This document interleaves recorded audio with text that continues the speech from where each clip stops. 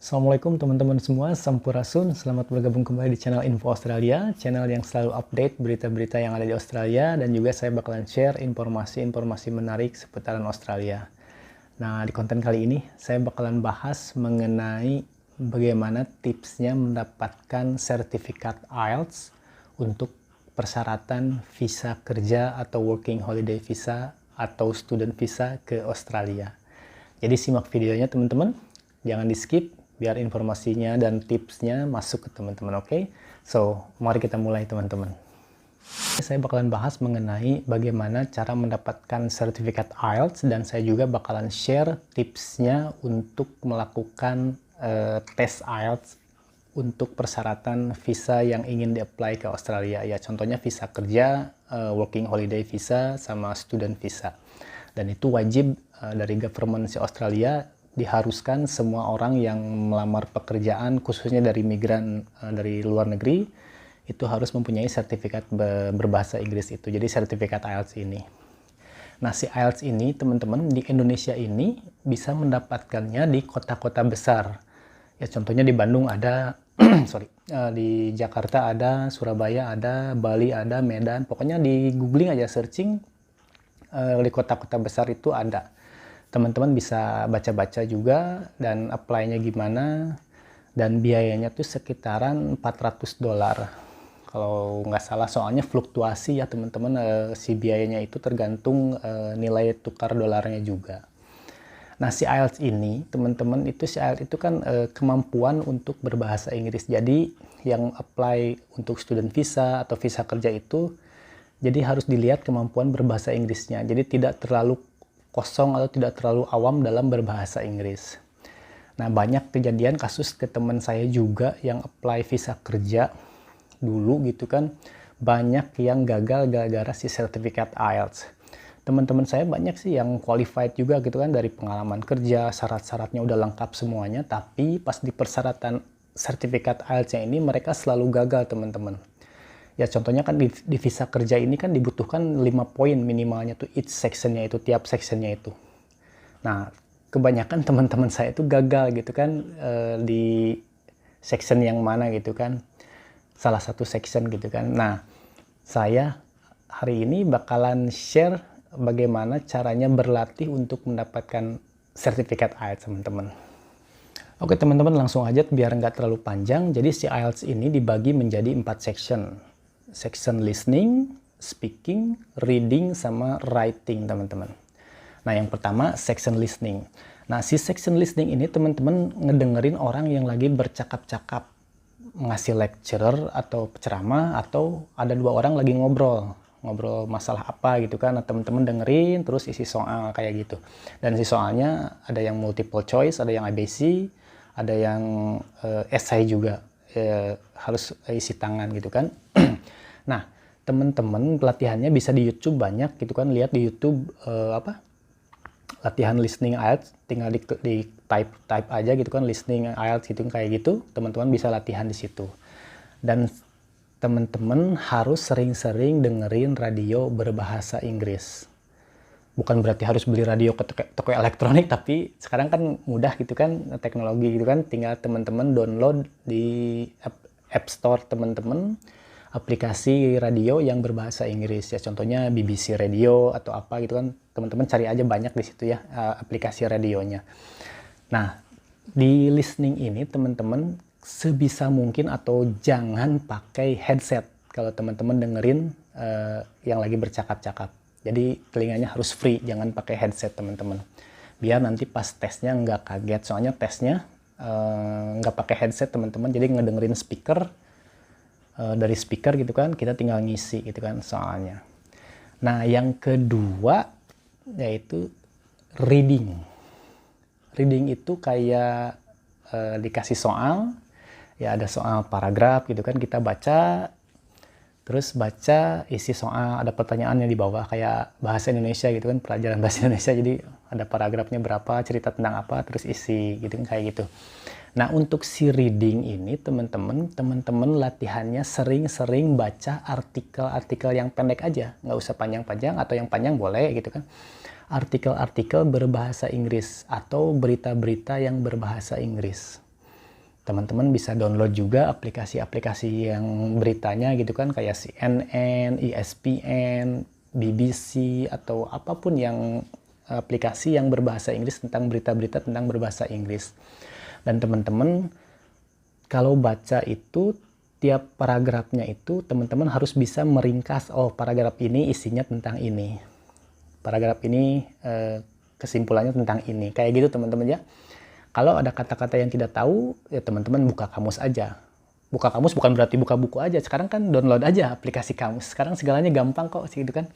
Tinggal aplikasi download kamus, ada kata-kata yang tidak mengerti, tinggal dibuka di kamus gitu kan. Oh, artinya ini. Jadi si reading ini teman-teman latihannya harus sering-sering baca artikel berbahasa Inggris dan latihan isian juga teman-teman. Latihan isian juga ya teman-teman. Dan ingat harus mencoba di waktu teman-teman, di timing. Misalnya ada satu paragraf atau dua paragraf menceritakan tentang banjir atau apa gitu kan. Nah, di bawah ada 5 pertanyaan misalnya. Apa yang menyebabkan banjir? Nah, itu teman-teman coba isi yang 5 itu di timing sama teman-teman. Kayak gitu teman-teman. Jadi latihan di timing ya. Nah, ingat ya si IELTS ini agak tricky teman-teman. Jadi misalnya nih, kalau ada 2 orang bercakap-cakap ngobrolin masalah binatang. Nah, ngobrolin masalah binatang, di bawahnya tuh ada jawaban, misalnya ada pertanyaan misalnya binatang apa yang sedang dibicarakan, misalnya kucing atau cat gitu kan. Nah, kalau jawabannya cats pakai S ya. Nah, teman-teman jawabnya tidak pakai S, cat doang. Nah, itu salah. Jadi dilihat singular atau pluralnya itu dilihat. Jadi jamak atau tidak jamaknya itu jamak atau tunggalnya itu dilihat. Kalau jawabannya nggak pakai S, salah teman-teman. Maksudnya bener cat kan, tapi jawabannya harus pakai S, cats gitu kan, jamak. Nah itu awas hati-hati. Itu sangat-sangat merugikan gitu kan.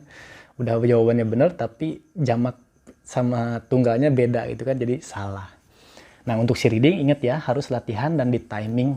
Latihan maksudnya latihan baca dan isi soal juga, dan di timing teman-teman. Nah untuk yang ketiga yaitu writing. Nah writing teman-teman itu ngarang berbahasa Inggris.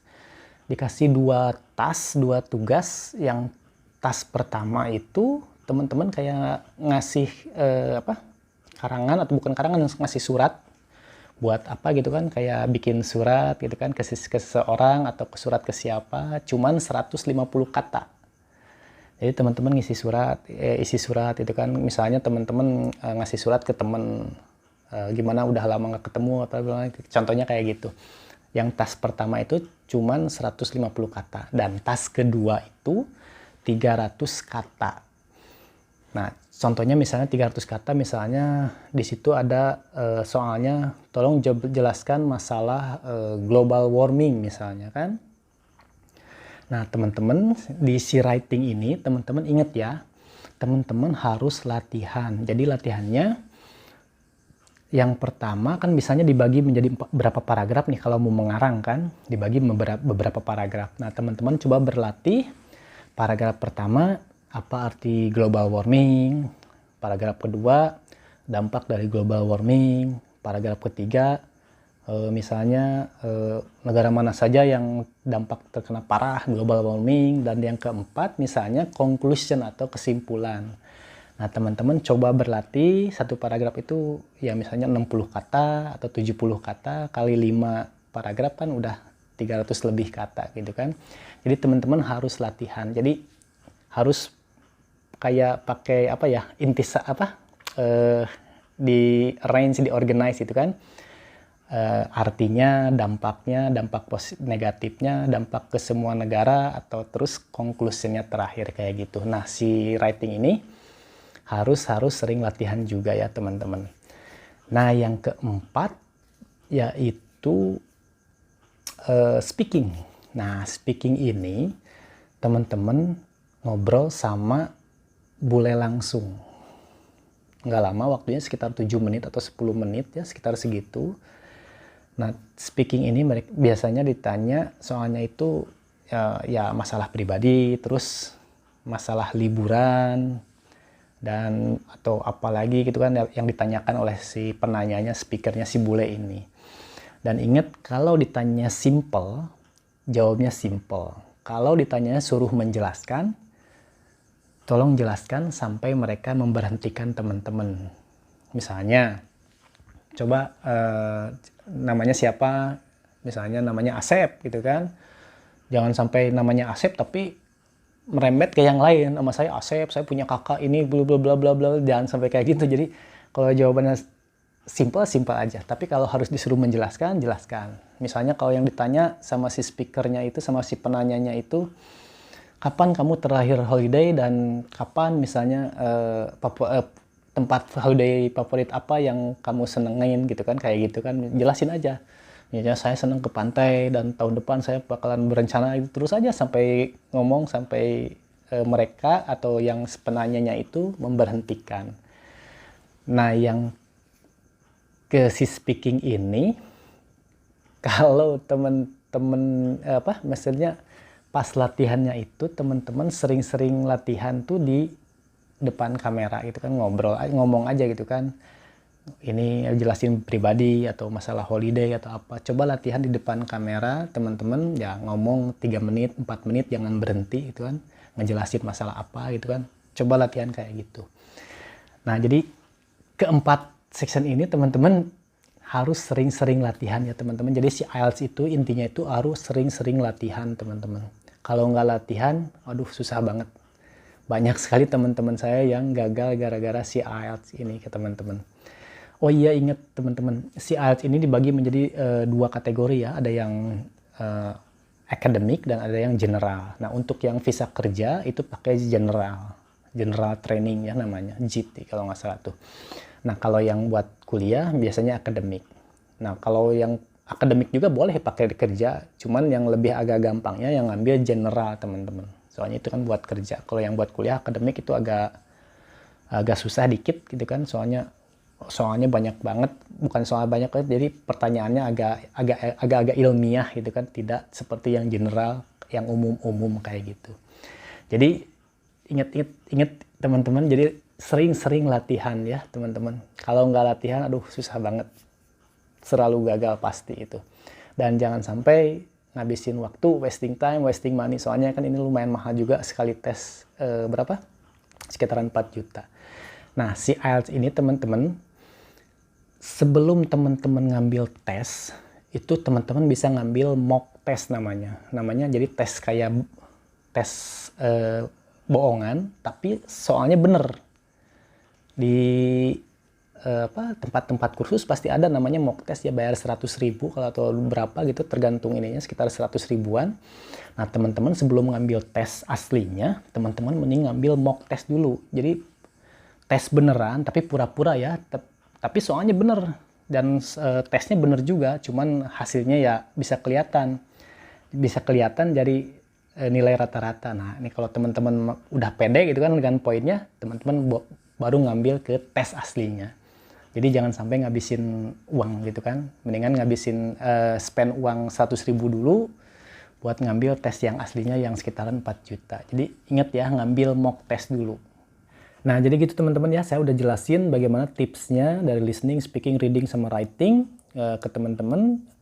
Dan intinya itu teman-teman harus latihan ya teman-teman. Jadi harus latihan. Dan jangan lupa yang terakhir, selalu berdoa. Kalau yang masih ada orang tuanya, selalu minta doa kepada orang tuanya. Oke? Terima kasih sudah menyimak channel Info Australia. Assalamualaikum warahmatullahi wabarakatuh.